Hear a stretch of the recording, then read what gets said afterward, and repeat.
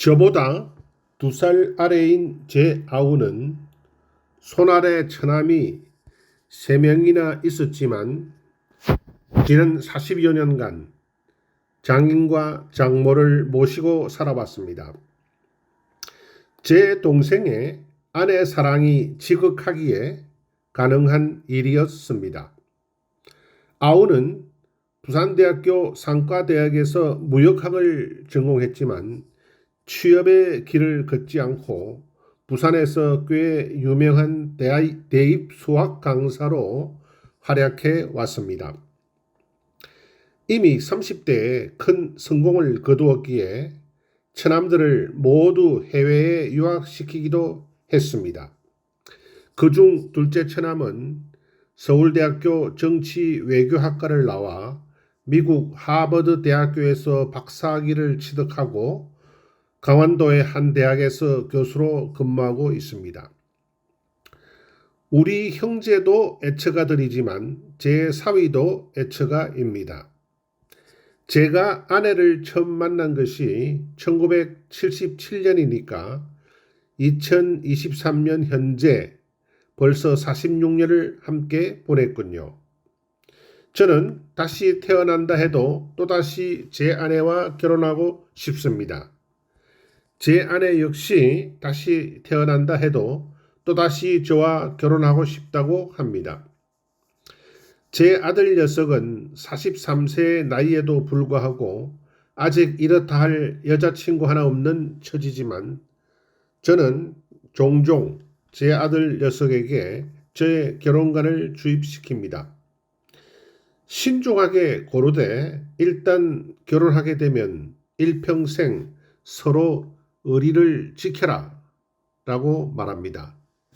직장 생활이나 사회생활에서 발생하는 인간관계도 마찬가지라고 생각합니다. 저는 기회가 있을 때마다 자식들에게 나는 부산에서 태어났으니 내가 죽으면 화장해서 부산으로 가서 유람선을 타고 태종대 앞바다에다 뿌려달라고 합니다. 요즘 매장보다 화장이 대세가 된 것은 참 반가운 일이지만 납골당이라는 새로운 문화가 우후죽순처럼 생겨나 묘지 대신 또 다른 형태로 국토를 잠식해 가는 것도 큰 문제라고 생각합니다. 사회나 국가 또는 인류가 추념할 만한 인물이라면 모르겠으나 평범한 인물들에게 납골당이라는 것이 얼마나 큰 의미가 있다는 것인지 저는 의문스럽습니다. 대가족을 이루고 한 지역을 중심으로 모여 살던 농경시대에는 제사나 매장 같은 것이 매우 중요했지만 지구촌 각지에 흩어져 살게 된 현재와 또 앞으로의 세계에는 제사나 납골당 같은 장묘 문화의 존재 가치가 점점 더 미약해지리라 생각합니다. 가족들이나 생전의 관계자들의 가슴 속에 깊이 묻히는 것이 더 중요하다고 생각합니다. 제가 한때 심취했던 일본 NHK 드라마 이야기를 좀 더 해보겠습니다. 2006년 방영된 공명의 갈림길에서 야마우치 가츠도요의 아내 치요는 슬아에 자식이 생기지 않자 남편에게 첩이나 씨바디를 둘 것을 권유하지만 야마우치 가츠도요는 단호하게 거부합니다. 2009년 방영된 천지인에서 어리를 중요시해 자신의 생애를 주군인 우에스키 카게가츠를 위해 전력을 다해 살아간 나오에 가네츠쿠는 낮은 신분 출신임에도 불구하고 자신을 인정해준 카게가츠에게 은혜를 느끼고 정치 외교 참모로 충성을 다합니다.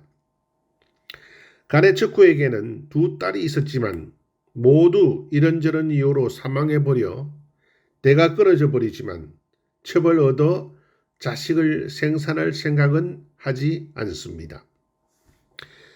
2010년 방영작 료마전에서 시대의 흐름을 읽지 못하고 한 무리의 양이파 하급 무사 집단을 이끌며 혹세무민하다가 할복으로 생을 마감하는 다케치 한페이타에게도 도미라는 아름답고 기품 있는 아내가 있었으나 역시 설아에 자식이 생기지 않자 도미가 남편에게 첩이나 시바디를 둘 것을 권유하지만 단호하게 거부합니다. 그리고 다시 태어난다 해도 역시 도미와 결혼하고 싶다고 유언을 남깁니다.